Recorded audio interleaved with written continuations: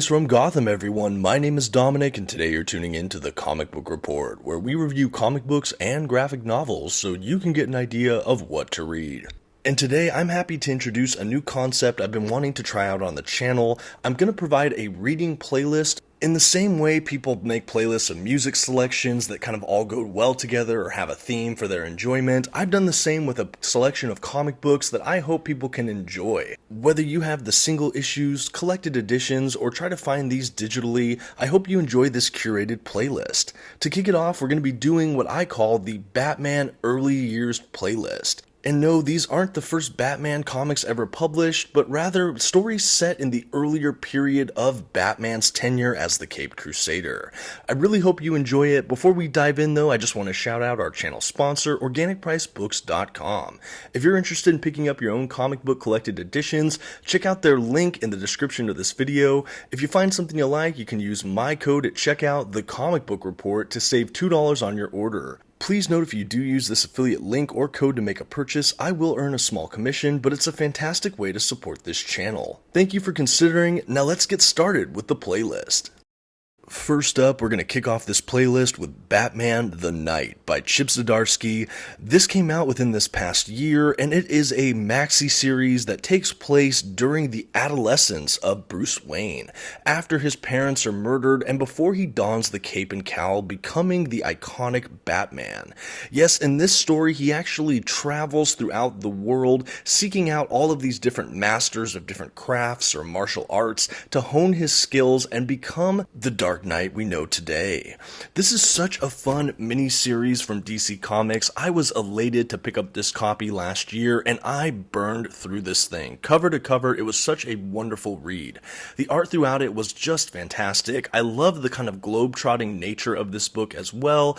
It's not quite a travelogue, and yet Bruce goes to all of these different countries and areas, and I was just really treated getting to see this young Bruce Wayne trying to get these skill sets he knows he will need eventually.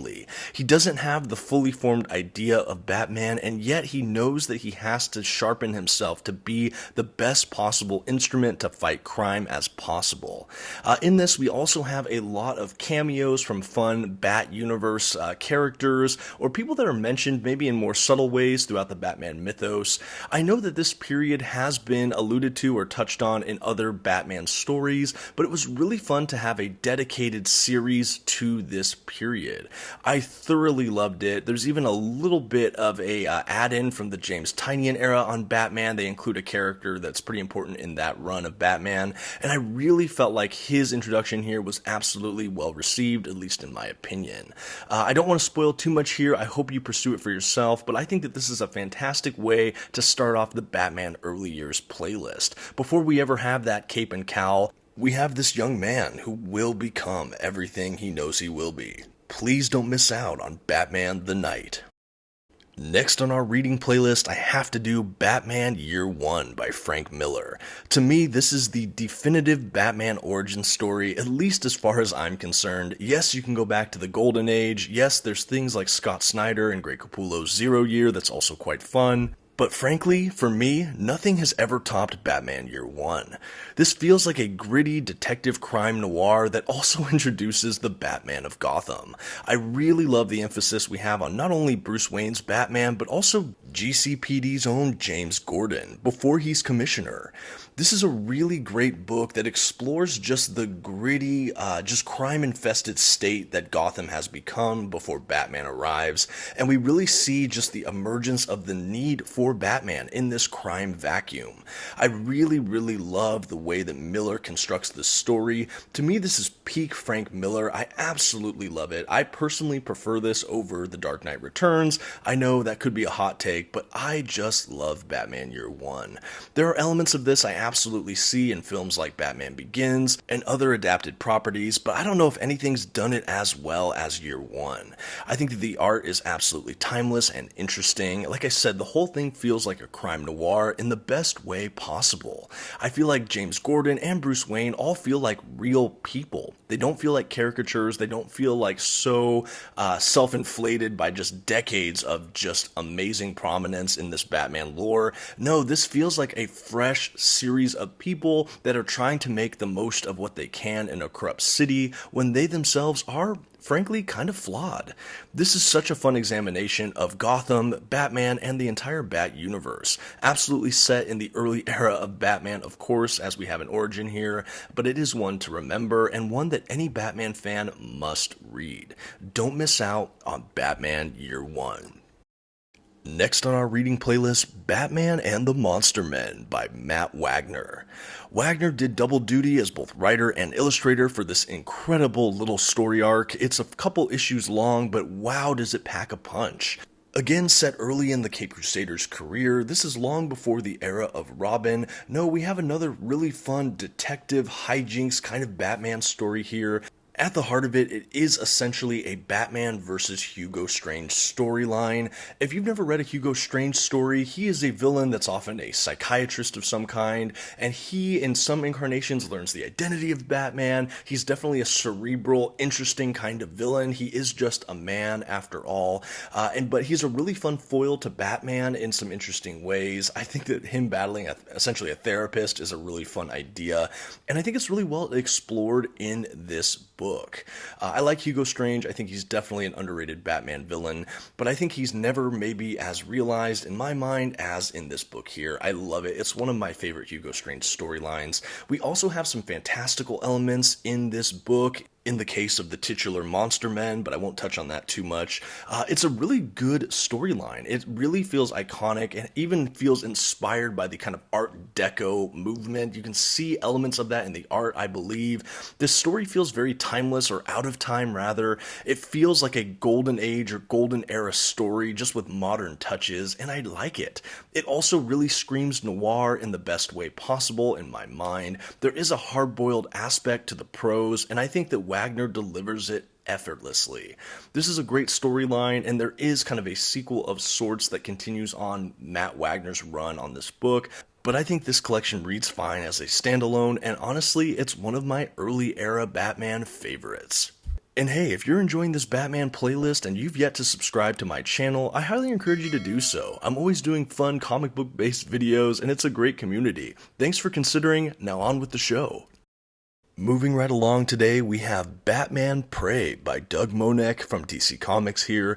This is my other favorite Hugo Strange Batman book, I would say. It's another one that's set earlier on in that Caped Crusader's career. I really just think it's a fun book. I thought I'd place this after Batman and the Monster Men. For people that are enjoying reading about Hugo Strange, here's just frankly another take, another look at this character, and it's done very well. The art in this collection is absolutely stellar. It's less animated and more going for realism, I would say, compared to Batman and the Monster Men. So I wanted to provide this entry as a good contrast as you're reading in the playlist. I love that we're going to have a lot of different author voices as well as illustrated and style preferences here, and I just think that this is a really solid book.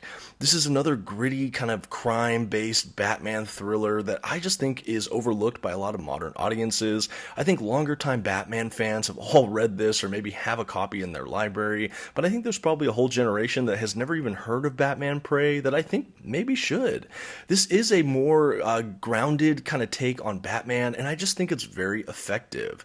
I just think that this book shouldn't be missed out on by a lot of people out there who consider themselves Batman fans, and so I wanted to bring it back into discussion. And honestly, I haven't read this book in quite some time. If you'd like to see a review of it on this channel in the future, definitely let me know in the comments. I'd be happy to consider it. But as you can see here, just a really wonderful book. We have cameos and other appearances by other Batman characters like Catwoman, which is always a fan favorite of mine. But yeah, it's a really fun take. I think Hugo Strange, like I mentioned earlier in this video, is a truly underrated villain, and I think can be a really fun rival to Batman. So whenever we have a good Hugo Strange story, I like to check it out. I do think that he's a really, really good Batman villain. Anyway, this is Batman Prey. Just a quick look at it as well. I do think it deserves a spot here on the playlist, and definitely let me know what you think. And let's keep this list right on going. Next on our list today, we have Batman, the Man Who Laughs by Ed Brubaker. For me, this is a short story, but a good story, detailing one of Batman's first encounters with the clown prince of crime, the Joker. And frankly, it's one of my favorites. Coming from Brubaker, you know you're going to get a gritty kind of crime tale, and that's absolutely what we have here. We have a sequence of heinous, we're going to call them homicides from the Joker, and we have Batman and Commissioner Gordon on the case, trying to hunt him down. It's a really grim look at Joker, but I think it's just pulled off absolutely effectively. I know many of you might be thinking, why don't include something like the Killing Joke that maybe has an earlier kind of origin take on the Joker, but in my mind, that's later in the Batman mythos. That's when Barbara Gordon's more in the picture as Batgirl, things like that. And frankly, I honestly prefer in many ways this story. I love Batman, the Man Who Laughs. I think it's just such a fun Batman versus Joker story. Like I said, it is a bit graphic and dark as far as the violence is concerned, but the art is absolutely gripping, and the narrative from Brubaker is just one of my favorites he's ever done for Batman. I really love just this examination at not just Batman, but the Joker and also Commissioner Gordon. Just some great characters here. The coloring is also just pop off the page beautiful. I think it's interesting to have the kind of black and grays of Batman juxtaposed with the just vibrant and garish clown colors from the Joker. And we definitely see a good color palette here and some contrast moments throughout this work. As I touched on earlier, it is a shorter work. This isn't a miniseries. This isn't a maxi series. This is more or less a glorified one-shot, but it reads so well. It's really, really good. It's well-paced, and it's something I think that all Batman fans out there should pursue. If you've never read Batman, the Man Who Laughs, I think it's basically an essential read for fans of Batman or the Joker or Gotham City stories in general. Next on our playlist today, we have Tom King's Batman Killing Time.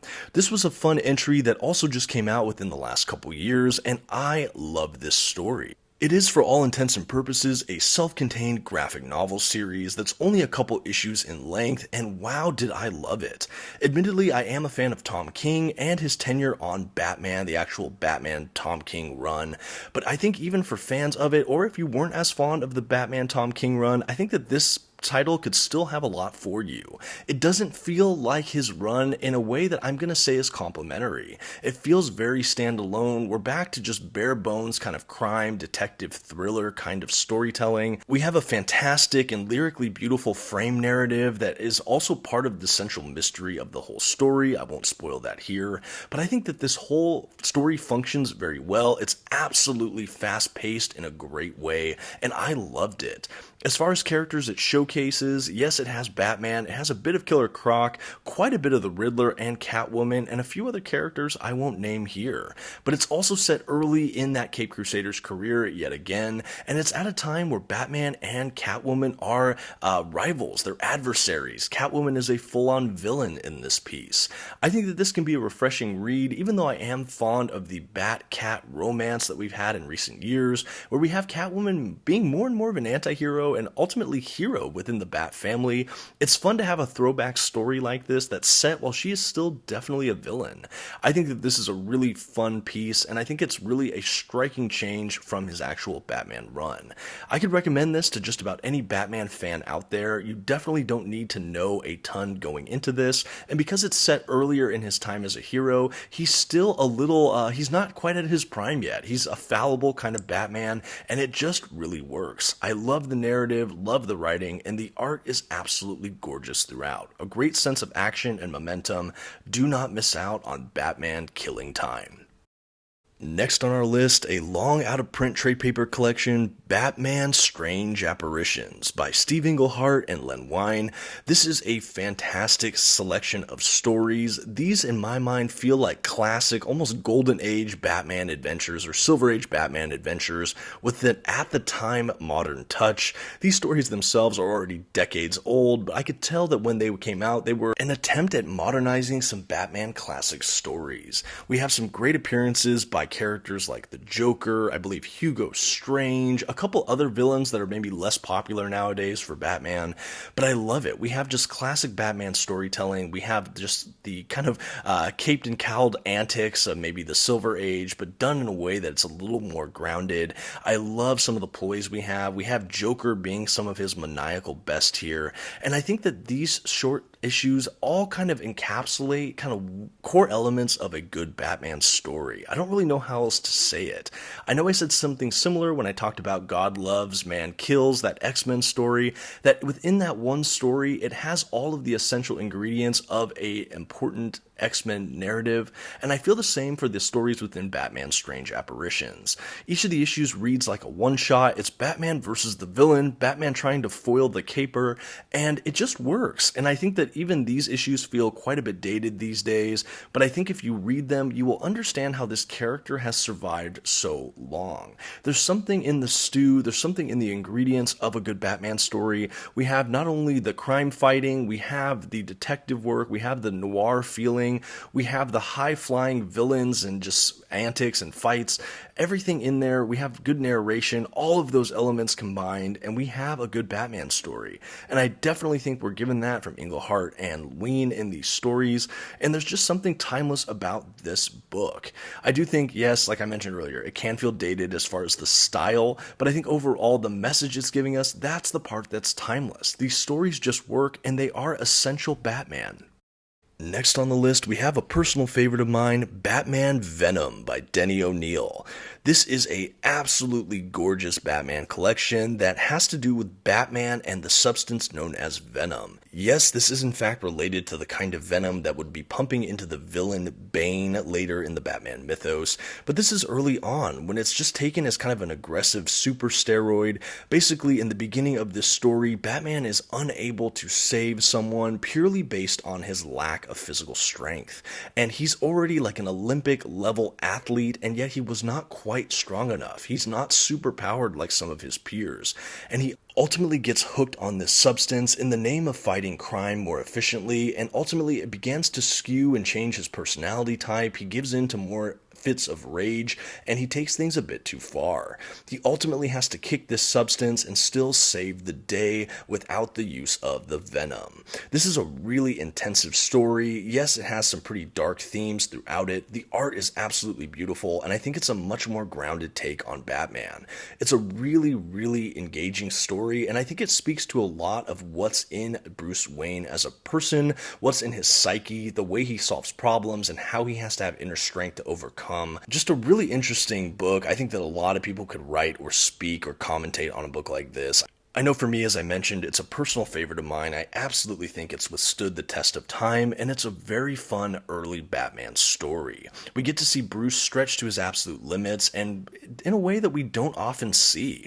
We get to see some compromise and some just strength and overcoming, and I just really liked it. It's a great story. This is another one that's been out of print for a minute. I'm really hoping DC gets more reprints of this going so that a whole new generation can have a chance to get this at a fair price in their collection. But if you can find a copy on secondary markets or maybe perhaps digital or single issues, I highly encourage you seek out Batman Venom.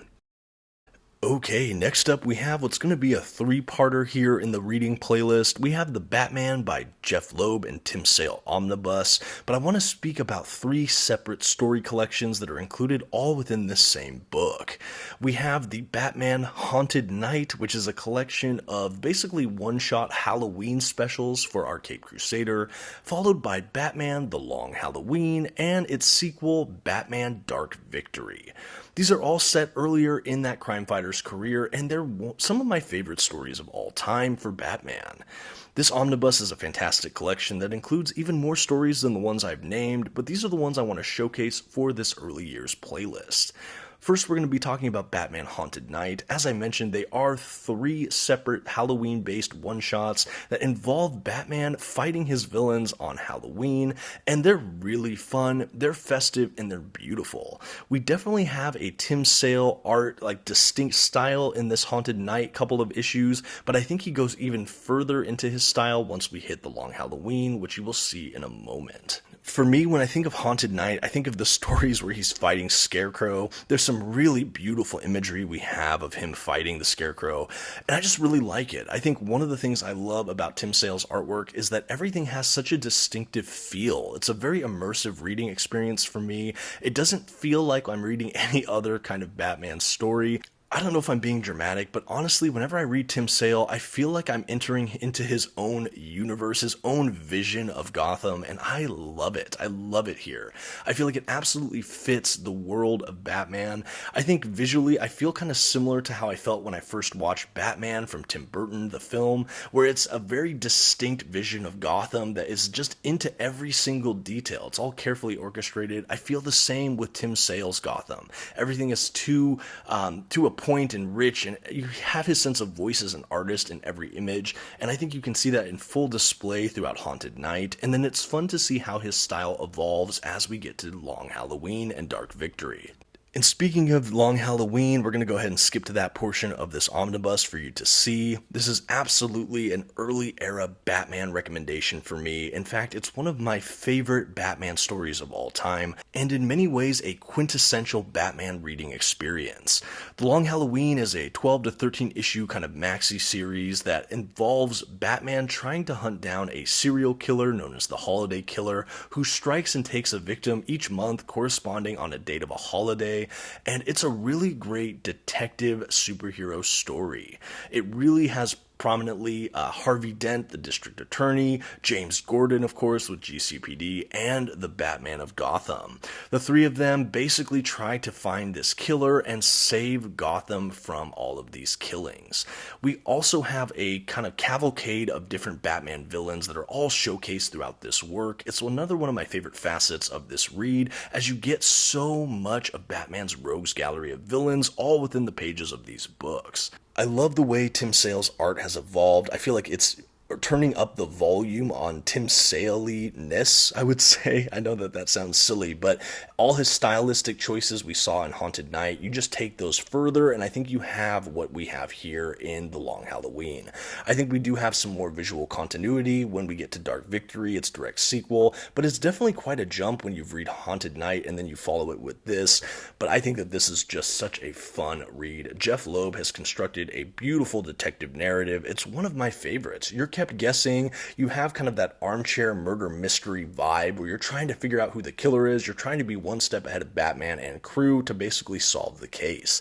I'll never forget the first time I read this book, but even upon reread, I find myself enjoying or picking up on different facets or details I haven't seen before. I think that this is another narratively and visually rich Batman experience, and I could not do the Batman early years playlist without including The Long Halloween. Absolutely must-read recommendation here. And as you can tell, we're already skipping into Batman Dark Victory. This is a direct sequel and follow-up to The Long Halloween, and it has a very similar idea or feel to Long Halloween.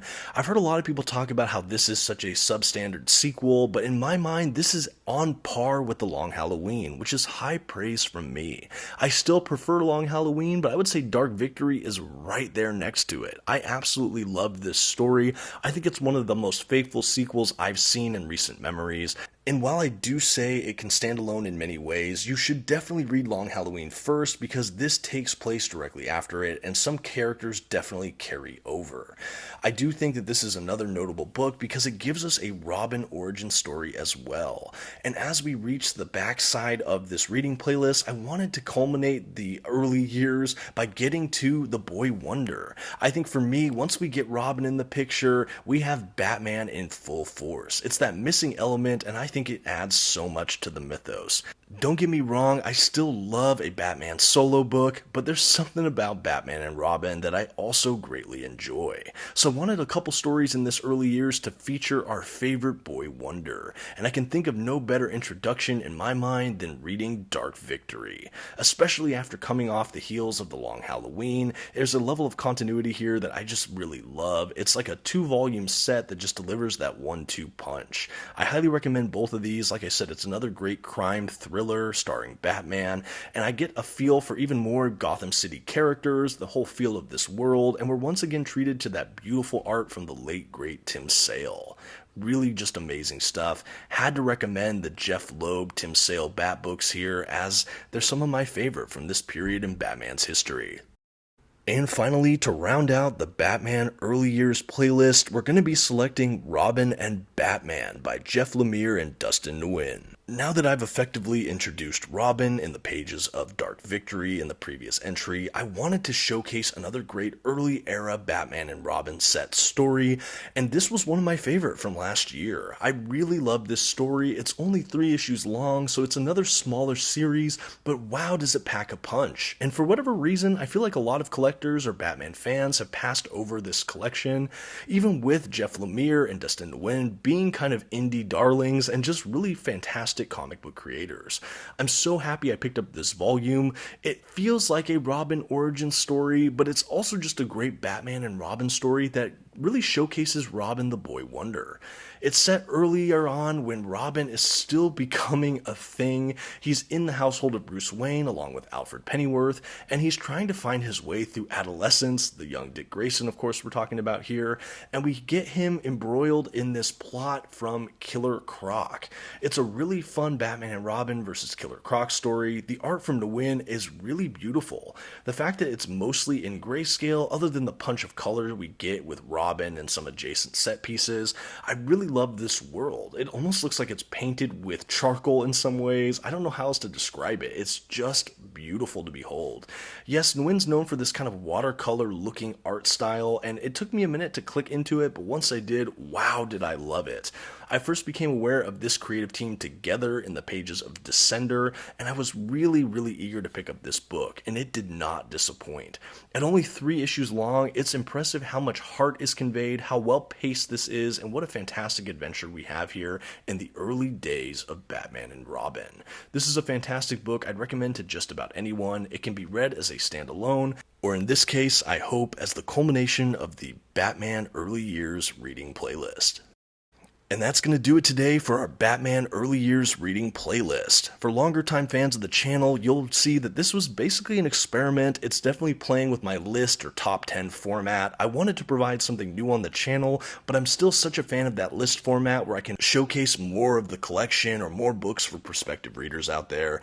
And I was just trying to think of something new that I haven't seen all over the place on YouTube, and I thought the idea of a reading playlist, although I know I haven't made up this convention, I thought it'd be a fun idea. And when I thought about doing it, Batman Early Years just really spoke to me.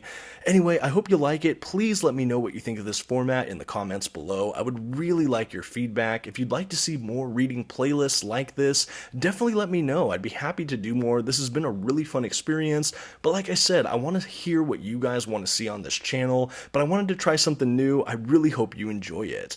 I'd also love in the comments if you could share some of your favorite Batman stories, particularly those set in his earlier career. Maybe there's a couple I've never read, and I always love a good recommendation. Thank you so much for watching, and until next time, this has been the Comic Book Report. Please don't forget to leave your like, your comment, and maybe share this video with a friend. Until next time, have a good one.